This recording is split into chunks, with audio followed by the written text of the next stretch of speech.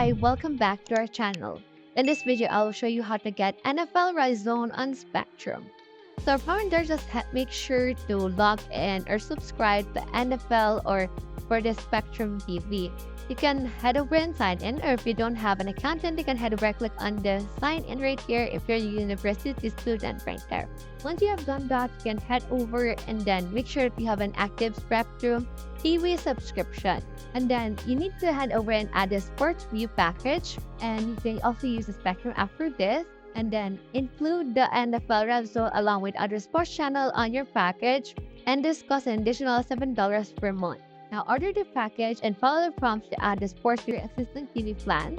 You can do this online or by contacting the Spectrum customer service. And then from there, once you have added this package, you can now find the NFL Redzone on your channel lineup, typically on channel 2495, then start watching live coverage of games every Sunday. So that's how you get NFL Redzone on Spectrum. I hope this video helped you out.